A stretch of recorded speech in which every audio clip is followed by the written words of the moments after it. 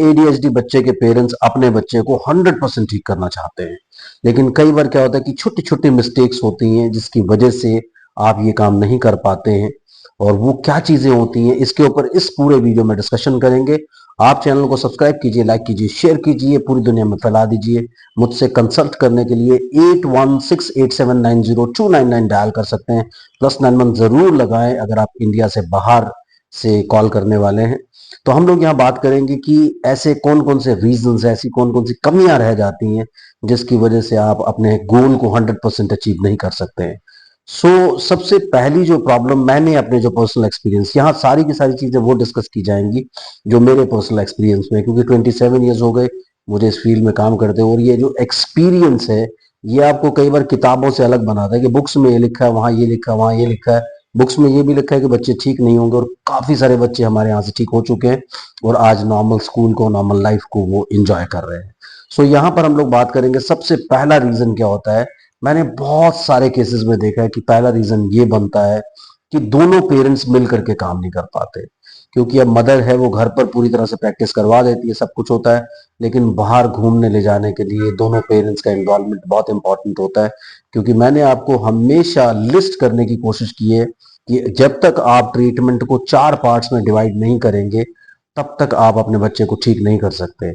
यहाँ पहला पार्ट होता है फॉर्मल एक्टिविटीज, जो आपका मेंटोर, आपका स्पीच थेरेपिस्ट, आपका ऑक्यूपेशनल थेरेपिस्ट, आपका बिहेवियर थेरेपिस्ट, आपका साइकोलॉजिस्ट, आपका पीडियाट्रिक न्यूरोलॉजिस्ट आपको बताने की कोशिश करता है कि ये सारी चीजें आपको फॉलो करनी शुरू करनी है।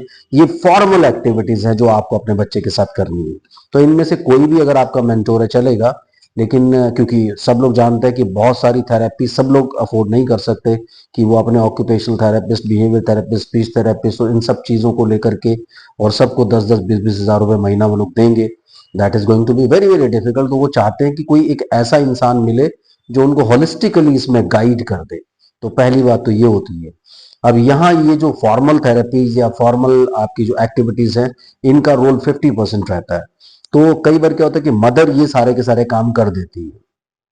अब बाकी 50% जो है उसमें आता है दूसरा पार्ट जो होता है, वो होता है इनफॉर्मल एक्टिविटीज। इसे भी मदर एग्जीक्यूट कर लेगी, क्योंकि घर पे जितने भी सारे काम होते हैं, चाहे वो गार्डनिंग का काम है, चाहे वो आटा गूंदने का काम है, चाहे वो रोटी बेलने का काम है, चाहे वो आटे से खेलने वाला काम है, कपड़ों को फोल्ड करके कपबोर्ड में रखने वाला काम है, गार्डनिंग का काम है, कुछ भी है। तो ये सारे के सारे काम मदर जो जैसे जैसे घर पे करती रहती है वैसे वैसे बच्चे को भी साथ में करवा लेती है। ये जो पार्ट है ये आता है इनफॉर्मल एक्टिविटीज में। अब इनफॉर्मल एक्टिविटीज भी हो गई, उसके बाद आ जाती है फिजिकल एक्टिविटीज, जिसके अंदर रनिंग, साइकिलिंग, स्केटिंग, स्विमिंग, इस तरह की एक्टिविटीज होती हैं कि आपको इनमें से कोई एक, ज्यादा नहीं, अगर सारा कुछ नहीं कर सकते कम से कम एक तो ज्वाइन कर ले। अब ये सारी चीजें जो ना मदर बाहर जाकर के नहीं कर पाएगी, घर में आपको कितना ही स्पेस मिलेगा रनिंग करने के लिए या स्केचिंग करने के लिए, इन सब चीजों के लिए। तो यहाँ मैं एक एक्टिविटी आपके लिए और भी ऐड करना चाहूंगा। जब आप चौथी एक्टिविटी आती है एंटरटेनमेंट एक्टिविटी, जिसमें आप म्यूजिक चला करके अपने बच्चे के साथ डांस करने की कोशिश करते हैं, इंजॉय करते हैं, कडल करते हैं, उसे उठा करके खूब डांस करते हैं। तो ये सारी की सारी चीजें होती है। और पांचवी एक्टिविटी अब मैं इसमें ऐड करने वाला हूँ, दैट इज सोशलाइजिंग, कि आप अपने बच्चे को कितना सोशलाइज करने की कोशिश कर रहे हैं, कि आपको उसका सोशल एंजाइटी दूर करना है। क्योंकि जब आपने काफी काफी सिचुएशंस में देखा होगा कि जहाँ बहुत सारे बच्चे होते हैं या बहुत सारे लोग इकट्ठे हो जाते हैं, बच्चा एंग्शियस हो जाता है, वो क्रैंकी हो जाता है, वो उल्टा सीधा बिहेवियर करने लगता है, या फिर वो जाकर के कोने में बैठ जाता है। यानी या तो उसका बिहेवियर हाइपर होगा या हाइपो होगा, नॉर्मल बिहेवियर नहीं होगा। तो जितना उसको एक्सपोजर मिलता चला जाएगा, अब वो एक्सपोजर कैसे मिलेगा कि आप रोज अपने बच्चे को कभी मंदिर में, कभी मॉल में, कभी मस्जिद में, कभी गुरुद्वारे में, कभी चर्च में, या फिर कहीं पर भी आप ऐसी जगह पर लेकर के जाएं, पार्क में लेकर के जाएं, शॉपिंग कॉम्प्लेक्स में लेकर के जाएं जहां बहुत भीड़ भाड़ होती है, गेमिंग जोन्स होते हैं उनमें लेकर के जाएं जहां बहुत ज्यादा भीड़ होती है। तो ऐसी जगहों पर लेकर के जाना पड़ेगा। तो ऐसे आपको अपनी एक्टिविटीज को 5 पार्ट्स में डिवाइड करना पड़ेगा। पहले 2 पार्ट तो मदर ने कर लिए, लेकिन बाकी 3 पार्ट जिसमें फिजिकल आ जाएगा, एंटरटेनमेंट आ जाएगा, सोशलाइजेशन आ जाएगा, इन सारे पार्ट्स में मदर को फादर की जरूरत पड़ेगी। तो ये फादर की ड्यूटी बनती है कि वो भी बीच में इन्वॉल्व होकर के इन सब चीजों को करने की कोशिश करें। उसके बाद एक चीज और आ जाती है कि आपने कोई सेंटर ज्वाइन किया हुआ है, रेगुलर आप सेंटर में जाते हैं, सेंटर वाले आपको इन्वॉल्व नहीं कर रहे, वहाँ जो स्टाफ काम कर रहा है वो बहुत ज़्यादा क्वालिफाइड नहीं है फील्ड में, उनको सिर्फ एक्टिविटीज़ पता है और सब बच्चों को सेम ही एक्टिविटीज़ वो लोग कराए जा रहे हैं। ये भी फेलियर का एक बहुत बड़ा रीज़न होता है कि ये चाइल्ड सेंटर्ड यानी क्लाइंट सेंटर्ड होना चाहिए कि बच्चे की नीड क्या है, उसके बेसिस पे आपको सारे थेरेपी प्लान्स आपके होने चाहिए, उसके बेसिस पे आपको सारी चीज़ें प्लान करनी चाहिए।